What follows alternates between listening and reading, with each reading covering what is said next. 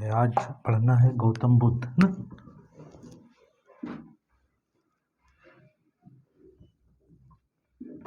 गौतम बुद्ध और इनके बचपन का नाम था सिद्धार्थ।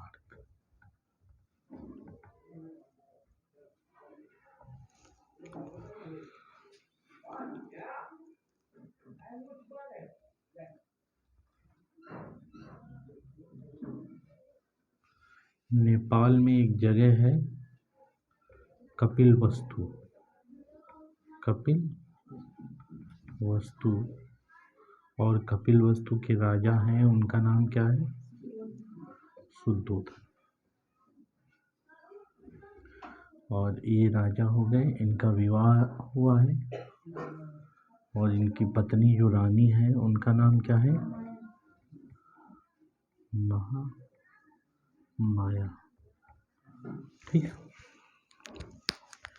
इन दोनों से जो है गौतम बुद्ध का जन्म 563 ईसा पूर्व में। गौतम बुद्ध का जन्म कब हुआ? 563 ईसा पूर्व में। यह एक जगह है लुम्बिनी। कौन सी जगह है? लुम्बिनी। लुम्बिनी नामक स्थान पर साल वृक्ष के नीचे, साल वृक्ष के नीचे इनका जन्म हुआ था सिद्धार्थ। ठीक है। और इनकी माता का नाम महामाया और पिता का नाम शुद्धोधन। 563 ईस्वी में नेपाल में एक जगह लुम्बिनी पड़ती है। लुम्बिनी में ही साल वृक्ष के नीचे इनका जन्म हुआ। जन्म के 7वें दिन बाद माता का देहांत हो गया। तो इनका जो पालन पोषण किया था वो इनकी मौसी ने किया था। मौसी का नाम क्या था? मौसी जो है इनकी प्रजापति गौतमी ने इनका पालन पोषण किया।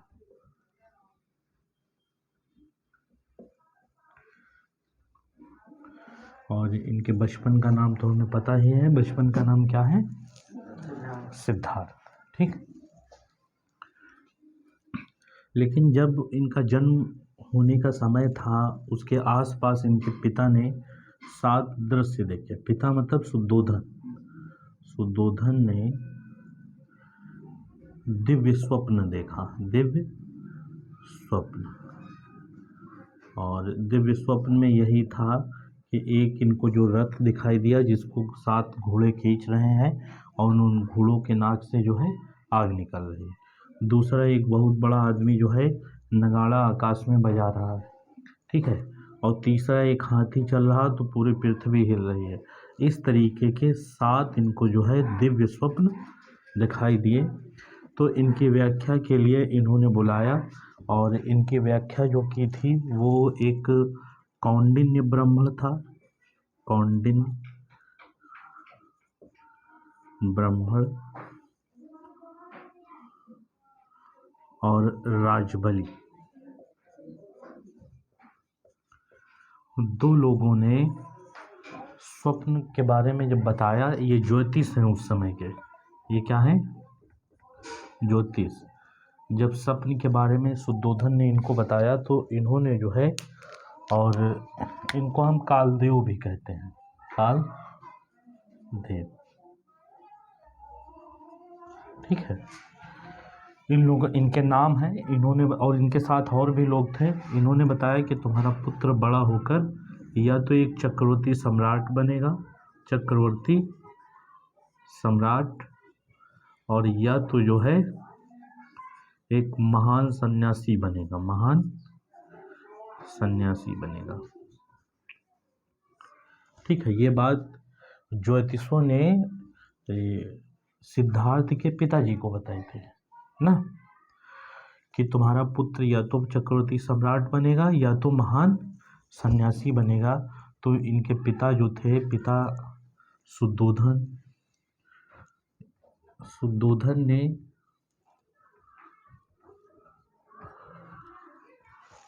निश्चय किया या मन में सोचा कि हमारा पुत्र जो है वो महान चक्रवर्ती सम्राट बने। इनकी शुद्धोधन की क्या सोच थी कि इनका पुत्र क्या बने, महान चक्रवर्ती सम्राट बने। तो इन्हें, और साथ में यह भी डर था कि अगर ये चक्रवर्ती सम्राट नहीं बनेगा तो सन्यासी हो जाएगा, सन्यास ग्रहण कर लेगा, तो हमारे परिवार को या वंश को आगे बढ़ाएगा कौन। ठीक है, इस वजह से शुद्धोधन ने अपने पुत्र को सोचा कि चक्रवर्ती सम्राट बने और वो गृहस्थ जीवन व्यतीत करे। गृहस्थ जीवन मतलब सन्यासी ना बने। इसके लिए इनके पिता ने जो है इस तरीके से इनको सन्यासियों के मतलब जो ये सिद्धार्थ हैं, सिद्धार्थ के साथ क्या क्या किया। एक तो पहला काम कि इनको जो है सन्यासियों के संपर्क में नहीं आने दिया। ठीक है, मतलब क्या चीज़ कि सन्यासी से इनकी बातचीत नहीं हो पाती थी और लोगों के बीच जाने नहीं दिया ज़्यादा। विवाह इनका कर दिया, विवाह इनका हुआ था यशोधरा के साथ।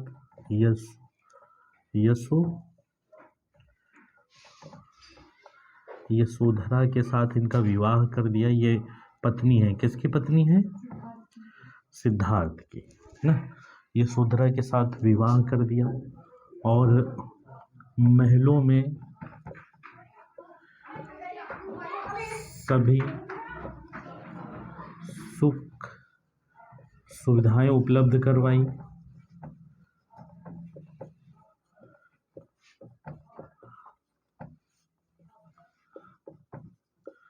ठीक है, ये सिद्धार्थ, और साथ में सिद्धार्थ जो है इनके यहाँ तक कि जितने भी मित्र थे, मित्र साथी सब इन्हीं उम्र के थे और इन्हीं के साथ महल में रहते थे। ठीक है, मतलब उस तरीके का माहौल शुद्धोधन ने सिद्धार्थ को नहीं दिया जिससे वो सन्यासी बन जाए। ठीक है, तो बहुत राजसी जीवन सिद्धार्थ का था और ये अपने महल में ही रहते थे। जब शुद्धोधन धीरे धीरे बूढ़े होने लगे, इनकी उम्र हो गई काफ़ी, तब इन्होंने सोचा कि अब जो है अपने पुत्र सिद्धार्थ को जो है समझदार बनाया जाए, मतलब जो है सामाजिक शिक्षा दी जाए। तो जब शुद्धोधन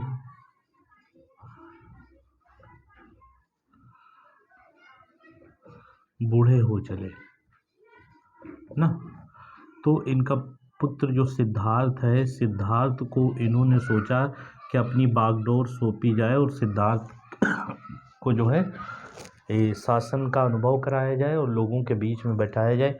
तो एक बार सिद्धार्थ को जो है बाहर निकाला गया महल के।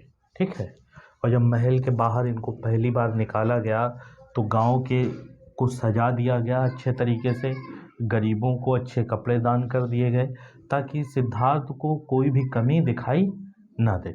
लेकिन फिर भी जो है जब सिद्धार्थ अपने घर से बाहर निकले तो इनको कुछ इतनी सुविधा होने के बावजूद भी जो है कुछ चीज़ें दिखाई दी। वो इनको दिखाई दिया एक मृत व्यक्ति, एक मृत व्यक्ति। मृत व्यक्ति का मतलब हम सीधा सीधा कह सकते हैं शव। ठीक है, मतलब जब इनको एक मृत व्यक्ति दिखाई दिया तो इन्होंने अपने सारथी से पूछा कि ये मतलब क्या है। तो सारथी ने बताया कि ये व्यक्ति अपना जीवन जी चुका है और अब ये मर गया है, इसको दफना दिया जाएगा। तो सिद्धार्थ को ये पहली बार पता चला बहुत बड़ी उम्र में, तो वो काफ़ी दुखी हुए कि मतलब। और दूसरा इनको एक दिखा दिया बीमार व्यक्ति,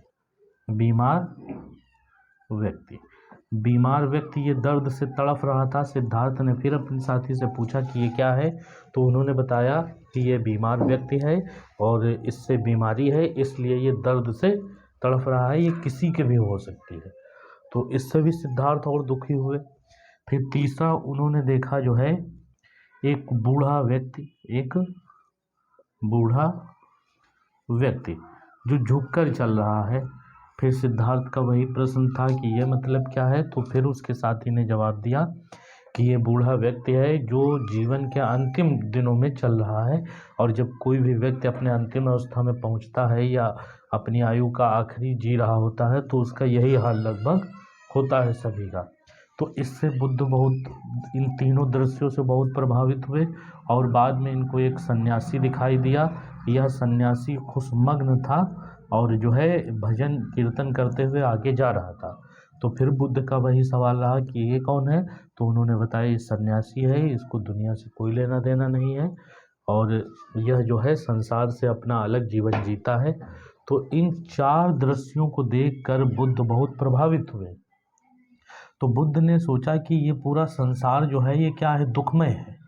ये क्या है, दुखमय, पूरा संसार दुख से भरा हुआ है, और हम ऐसा नहीं होने देंगे कि मतलब जो जो लोग दुख सह रहे हैं हम इनके दुख का कारण ढूंढेंगे क्या है, और हम इनके दुख को दूर करेंगे। ठीक है।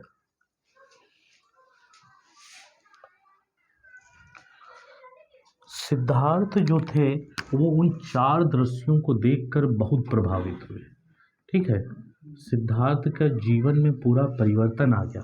मतलब सिद्धार्थ के जो चार दृश्य थे, पहला एक बूढ़ा व्यक्ति, यह मृत आदमी, और तीसरा सन्यासी, और चौथा, और हाँ, ये आगे पीछे हो जाए कोई बात नहीं, मतलब हम शॉर्टकट में अगर हम कहें तो बीमार व्यक्ति ना, दूसरा बूढ़ा, और तीसरा मृत, और चौथा सन्यासी। ठीक है। चार लोगों को देखकर बुद्ध पूरा विचलित हो गए। उस समय इनका सिद्धार्थ नाम था, और सिद्धार्थ की जो विवाह हुआ था, विवाह किसके साथ हुआ है? हाँ, इनकी पत्नी का नाम है यशोधरा, और इनके एक पुत्र भी था, और उस पुत्र का नाम है राहुल। सिद्धार्थ, इनके पुत्र का नाम है राहुल, और 15 वर्ष की अवस्था में इनका विवाह हुआ था। 15 वर्ष की आयु में विवाह। ठीक है।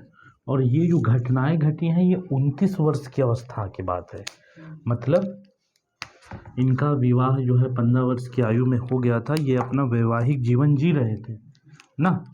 फिर क्या हुआ कि जब ये 29 वर्ष की अवस्था में बाहर निकले तो इनको जो है बीमार और बूढ़ा और मृत और सन्यासी दिखाई दे, जिसको देखकर ये इतना प्रभावित हुए कि इन्होंने भी सोचा कि ये जो संसार का दुख है, और इस संसार के दुख को हम समाप्त करेंगे, और इसको समाप्त करने का मार्ग ढूंढेंगे क्या है।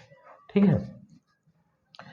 तो बुद्ध ने जो है, सिद्धार्थ ने क्या किया कि वैशाख पूर्णिमा के दिन, वैशाख पूर्णिमा के दिन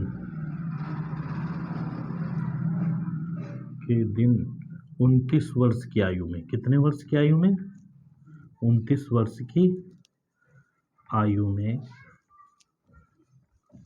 आधी रात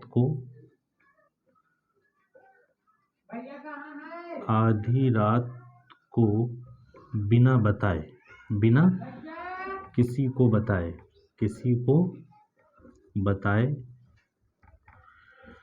दुख के कारण और उस दुख को समाप्त करने का मार्ग ढूंढने के लिए निकल पड़े। ठीक है। ये बताया जाता है आधी रात को इनकी पत्नी यशोधरा और इनका पुत्र राहुल सो रहा था। ये उनकी तरफ एक नज़र देखे और उसके बाद आधी रात को ज्ञान की खोज में चल दिए। वो ज्ञान ये खोजना चाह रहे थे कि दुख का कारण क्या है, और दुख का कारण क्या है, और दुख के कारण को, ये जो संसार पूरा दुखमय है, उसका मार्ग क्या है कि हम मार्ग ढूंढ लें जिससे लोगों का दुख दूर हो जाए। ठीक है। तो ये चले गए, और उसके बाद इनका एक सारथी है, सारथी का नाम है चाड़। ठीक है। और इनका एक घोड़ा है, घोड़े का नाम है कंथक। ये हमें ध्यान रखना है। तो कंथक को बस केवल अपने सारथी को ही इन्होंने बताया था। सारथी का नाम क्या है? चार। अपने सारथी से कहा आधी रात को कि रथ तैयार करो, और उसी रथ में इस घोड़े को लगाया कंथक को, और घर से निकल दिए। घर से जब ये बाहर पहुँचे तो एक नदी के तट पर, भाई इनका महल होगा, ये महल हो गया मान लिया। महल से जब थोड़ी दूर गए तो चाड़ से कहा, कहीं कहीं इनका नाम चन्ना भी लिखा है, ठीक है। तो चाड़ से कहा कि तुम हमको छोड़ दो और घर वापस चले जाओ। और जितने भी आभूषण ये पहने हुए थे, सोने की माला, मूंगा, अंगूठी, और ये सब किसको दे दिया? चाड़ को दे दिया, और कहा कि तुम वापस चले जाओ। तो इनके घोड़े का नाम क्या था? कंथक। और जो इनका सारथी था वो चाड़ था, इसको अपने आभूषण दे दिया और कहा कि तुम यहाँ से वापस चले जाओ, ठीक है। और इसके बाद जो है ये एक उद्यान है, बगीचा, ठीक है, वहीं बगीचा या उद्यान हम कह सकते हैं। और उस बगीचा या उद्यान, उसका नाम है अनुपीय। अनुपीय नामक उद्यान में 7 दिनों तक रहे। 7 दिनों तक रहे, मतलब बुद्ध घर से बाहर निकलने के बाद कहाँ रहे शुरुआती जीवन? तो एक बगीचा, मतलब पार्क हम आज का कह सकते हैं ना, उस पार्क में 7 दिनों तक रहे। और 7 दिन रहने के बाद इनको जो है सांख्य दर्शन के गुरु, सांख्य दर्शन के गुरु, और उनका नाम क्या है? अलार कलाम, ठीक है। अलार कलाम से मिले, इसलिए अलार कलाम को सिद्धार्थ का प्रथम गुरु कहा जाता है। अलार कलाम का क्या है? सिद्धार्थ के प्रथम गुरु, ठीक है। इन्हीं से दीक्षा लेकर अनुमा नदी के तट पर, अनुमा नदी के तट पर अपना मुंडन करवाया और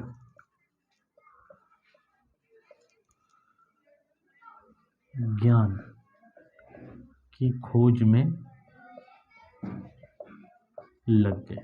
यहाँ पर ज्ञान की खोज में लगने का, ज्ञान का मतलब इनका है कि दुख को समाप्त करने का मार्ग ढूंढना है ना, दुख को समाप्त करने का मार्ग ढूंढना, ठीक है।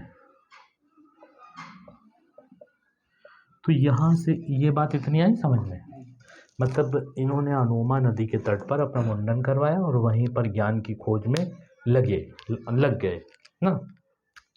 और ज्ञान का मतलब तात्पर्य है दुख को समाप्त करने वाले मार्ग को खोजना, क्योंकि संसार पूरा दुखमय है, इन्होंने ये बात मानी, ठीक है। फिर आगे यहाँ पर इनका कुछ दिन रहे, फिर इसके बाद बनारस चले गए।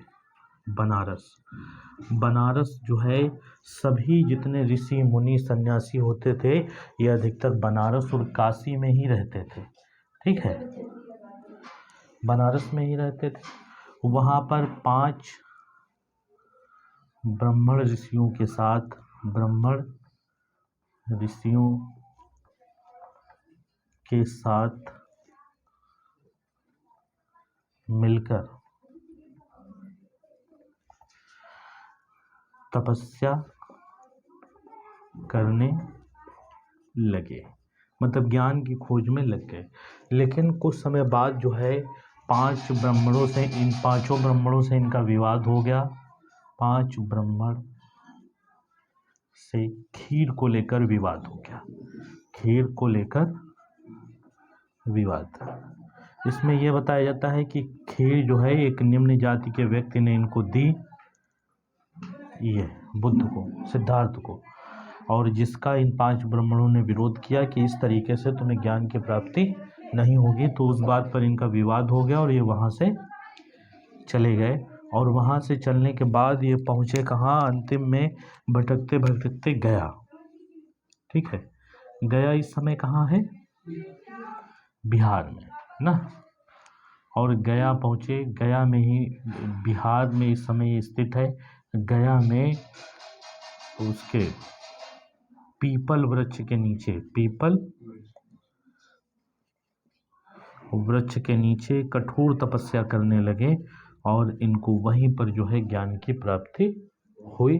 और तब जब इनको ज्ञान की प्राप्ति हो गई तो भी इनका नाम पड़ गया गौतम, गौतम बुद्ध या केवल बुद्ध। ठीक है, या कहीं कहीं पर तथागत। ठीक है, ये इनके नाम है। ठीक है, तो बुद्ध को जो है बिहार स्थान है, बिहार में एक स्थान पड़ता है गया ना। और गया जो है ये निरंजना नदी के तट पर, निरंजना नदी है। ठीक है, नदी के तट पर एक वृक्ष है पीपल का, और पीपल के वृक्ष के नीचे ही कठोर तपस्या करने के बाद, कठोर तपस्या के बाद ज्ञान की प्राप्ति हुई ना। और जब इनको ज्ञान की प्राप्ति हो गई तो ये सीधा वहां से आए थे सारनाथ। ठीक है, और सारनाथ में जो है इनको मिले थे वही 5 ब्राह्मण जिनसे इनका विवाद हो गया था। और ब्राह्मणों से विवाद खीर को लेके हुआ था। खीर बताते हैं एक शूद्र स्त्री, उसका नाम था सुजाता। क्या नाम है, सुजाता। ये शूद्र महिला थी, इसके हाथ की खीर जब बुद्ध ने खा ली थी तो 5 ब्राह्मण इनसे रूठ गए थे और उन्होंने बुद्ध को अलग कर दिया था, सिद्धार्थ को। तो सिद्धार्थ जब गया गए, गया में ज्ञान की प्राप्ति हुई और कठोर तपस्या की, तो उन्होंने 5 ब्राह्मणों को फिर से जो है अपना उपदेश दिया। और यही उपदेश जो है बुद्ध का या गौतम बुद्ध का प्रथम उपदेश कहलाता है। तो जैसे सवाल पूछा जाए कि प्रथम उपदेश कहाँ दिया गया, सारनाथ में। और किसे दिया गया, 5 ब्राह्मण, ये उन्हीं के मित्र हैं। ठीक है, प्रथम उपदेश, जहाँ से प्रथम उपदेश दिया गया वहीं से कहा गया धर्म चक्र परिवर्तन। धर्म चक्र गतिमान या परिवर्तन कहा जाता है। ठीक है, बस समझ में ही नहीं, मतलब धर्म चक्र परिवर्तन, मतलब धर्म चक्र गतिमान, यहीं से जो है बुद्ध की शिक्षाओं का प्रसार होना प्रारंभ हो गया। और बुद्ध की